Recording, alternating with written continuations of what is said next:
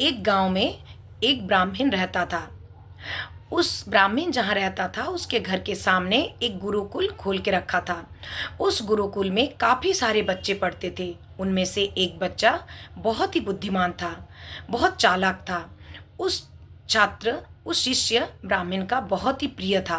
वो जहाँ भी जाता था या फिर कोई भी समस्याएं आती थी, वो उस शिष्य के साथ मिलकर वो समस्या का समाधान करता था। तो एक दिन वो ब्राह्मण को गांव जाना था, दूसरे गांव में कुछ बहुत ही जरूरी काम के लिए। तो उसने सोचा, मैं इस मेरे प्रिय शिष्य को साथ लेकर क्यों ना चलूं। फिर दोनों गुरु और शिष्य साथ साथ दूसरे गांव की ओर चलने लगे। दूसरे गांव की ओर जाते जाते एक गहरी जंगल बीच में आता है, और उस जंगल में जैसे ही वो प्रवेश किए, तब एक साथ 500 डाकू उनके ऊपर हमला किए। और उन डाकुओं ने इन दोनों ब्राह्मण और उसके शिष्य से कहा कि तुम्हारे पास जो भी कुछ है सब मुझे दे दो, हमें दे दो। तो उन्होंने कहा, हमारे पास आपको देने के लिए कुछ भी नहीं है। तब उन डाकुओं ने ब्राह्मण को बांध दिया एक पेड़ में, और उनके शिष्य को कहा, तुम जाओ घर, 2 दिन के अंदर तुम आ जाना पैसा लेके, फिर हम तुम्हें तुम्हारी गुरु को छोड़ देंगे, अदरवाइज हम इनको काट देंगे। तो वो शिष्य ने जाते जाते घर जाते जाते उसकी गुरु से कहा, गुरुदेव आप बिल्कुल भी डरना नहीं, ना ही घबराना। मैं 2 दिन के बाद पैसा लेके अवश्य लौटूंगा और आपको यहाँ से छुड़ाकर लेके जाऊंगा। लेकिन ध्यान रखें, कल धन वर्षा नक्षत्र आसमान में दिखेगा। आप डर के मारे कहीं धन की बरसात नहीं कर देना, वरना आप भी मरेंगे और साथ साथ इन 500 डाकुओं भी मर जाएंगे।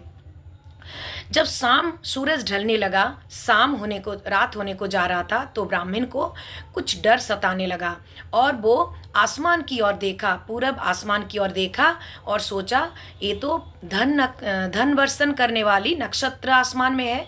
तो उसने उन डकायतों को बुलाया और कहा कि तुमने मुझे बांध कर रखा पैसों के लिए ना, तो तुम एक काम करो, मुझे मुक्त करो, मुझे नए वस्त्र पहनाओ, मुझे नहाने दो, मुझे चंदन लगाओ, माला पहनाओ, अभी मैं तुम्हारे लिए आसमान से धन की बरसात करवाता हूँ। उसके कहने के मुताबिक डकायतों ने वैसे ही किया जैसा वो ब्राह्मण ने बताया। फिर क्या हुआ, ब्राह्मण मंत्रोच्चारण किया और फिर आसमान से बहुत सारे धन की बरसात करवाया। फिर वो डकायतों ने जितने धन की बरसात हुई, उन सब धन को इकट्ठा करके जंगल को पार करके आगे जाने लगे, और वो ब्राह्मण उनके पीछे पीछे ही जा रहा था। अचानक और 500 डाकू वहां आ गए, और दोनों दलों के बीच, डाकुओं के जो दोनों दल, दोनों के बीच बहुत तेज लड़ाई हुई। तब इन डाकुओं ने कहा, जिनके पास धन था, उन्होंने कहा कि हमारे पीछे जो ब्राह्मण आ रहा है उसको पता है आसमान से कैसे धन वर्षा किया जाता है, उसको बोलो आप, धन वर्षण वो कराएगा, हमें मार के कोई फायदा नहीं। तो क्या हुआ, ये जो लड़ाई हुई, ये लड़ाई में 2 डाकू बचे थे, बाकी सारे डाकू मर गए थे। तो उन 500 नए जो 500 डाकू आए थे, उन्होंने ब्राह्मण को बोले, चलो ब्राह्मण, हमारे लिए भी आसमान से धन की बरसात करवाओ।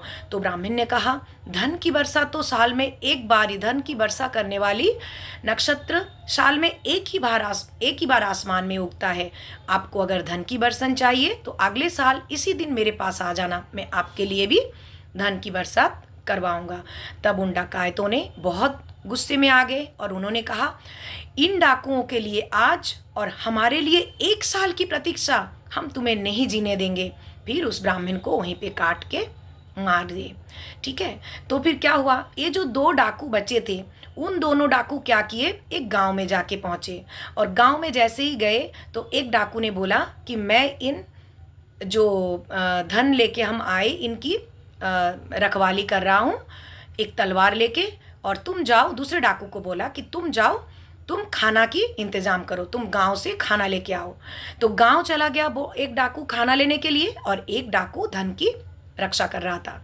जो डाकू धन की रक्षा कर रहा था, उसने सोचा वो खाना लेके आएगा तो उसके साथ भी मुझे जितने सारे धन है वो शेयर करनी पड़ेगी।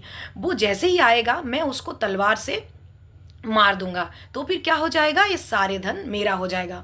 उधर खाना लेने जो डाकू गया था, उसने मन ही मन सोचा, अगर मैं खाना लेके जाता हूँ तो फिर वो जितने भी धन उसके पास है वो सारे हम दोनों में शेयर होंगे। अगर मैं जहर मिला के खाना ले जाता हूँ तो फिर वो सारे धन मेरा हो जाएगा। फिर उसने क्या किया, खाना खा लिया और दूसरे डाकू के लिए जो खाना लेके जाना था उसमें जहर मिला के ले गया। जैसे ही वो वही स्थान पर पहुंचा, जो धन की रक्षा कर रहा था जो डाकू, उसने उस डाकू को मार दिया और जो खाना लेके वो आया था वो खाना खा के, वो जहर मिलाया हुआ खाना था, खुद भी मर गया। इसके बाद क्या हुआ, 500 डाकू मरे, ब्राह्मण मरे। इसके बाद 2 दिन, ये सब में 2 दिन हो चुका था।